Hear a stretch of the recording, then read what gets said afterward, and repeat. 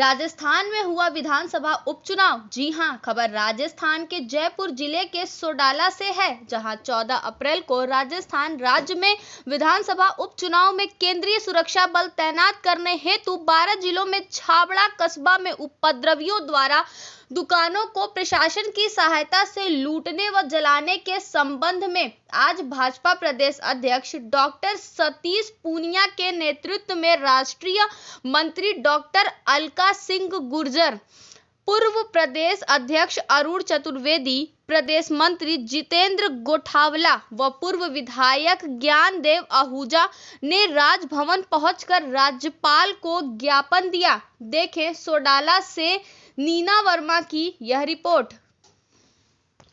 है कि सरकारी मशीनरी का मंत्री धमका रहे हैं।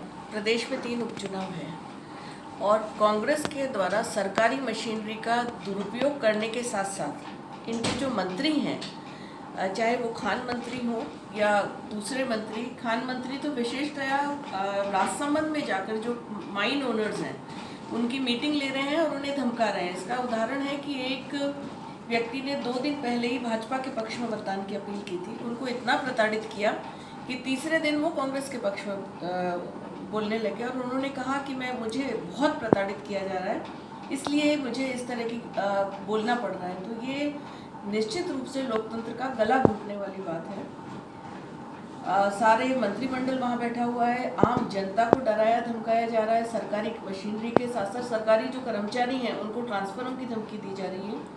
तो और हमें ये शक नज़र आ रहा है कि कहीं ये लोगों को भी, जनता को भी डरा धमका कर मतदान को प्रभावित नहीं करें। इसके लिए माननीय राज्यपाल महोदय को आज ज्ञापन सौंपा है कि जो केंद्रीय पुलिस बल है वो यहाँ आए और शांतिपूर्वक जो लोकतंत्र हमारे यहाँ विश्व का सबसे बड़ा लोकतंत्र है, लोग अपने मत का प्रयोग बिना किसी दबाव के कर सकें। 12 का अभी आपने देखा कि छबड़ा में किस तरह से झगड़ा बहुत छोटा था, लेकिन इस झगड़े को प्रशासन ने ढंग से डील नहीं करने की वजह से वो तुष्टीकरण की राजनीति करने वालों का एक गढ़ बन गया और वहाँ सार्वजनिक प्रॉपर्टी के अलावा व्यक्तिगत रूप से चुन कर लोगों की प्रॉपर्टी को नुकसान पहुँचाया गया। प्रशासन के द्वारा कोई एक्शन नहीं लिया गया और हमारा जो शिष्टमंडल यहाँ से गया था, हद ये हो गई कि उसको वहाँ जाने नहीं दिया गया, जबकि लोकतंत्र में जाकर जांच करने का अधिकार और प्रभावित लोगों से सरकार तो कोई मदद नहीं कर रही है, लेकिन हम जब जाके प्रभावित लोग हैं उनसे बात करके उनको मदद देने के लिए और एक जो उनको सहारा होता है वो देने का प्रयास कर रहे हैं, तो उसमें भी रोड़ा ये सरकार पूरी तौर पर अटका रही है।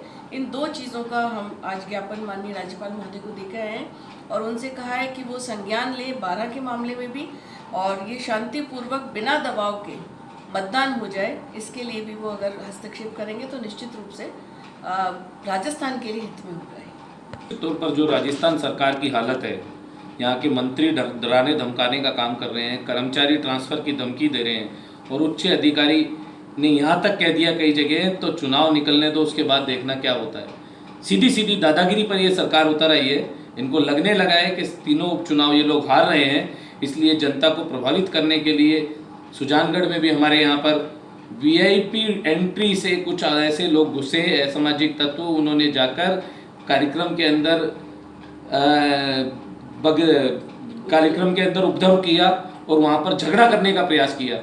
VIP पोर्ट से केंद्रीय मंत्री 2-2, 3-3 मंत्री हैं, वहाँ पर उनकी सुरक्षा की चिंता नहीं है सरकार को। ये सरकार खुद चाहती है कि किसी भी तरीके से चुनाव में उपद्रव हो और ये चुनाव इनके पक्ष में चले जाए, लेकिन ऐसा नहीं होने वाला।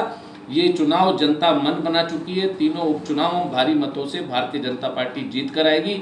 इनके दबाव से, इनके धमकाने से और इनके प्रताड़ित करने से ये जनता कंट्रोल में आने वाली नहीं है। भारतीय जनता पार्टी के पक्ष में वोट देंगे।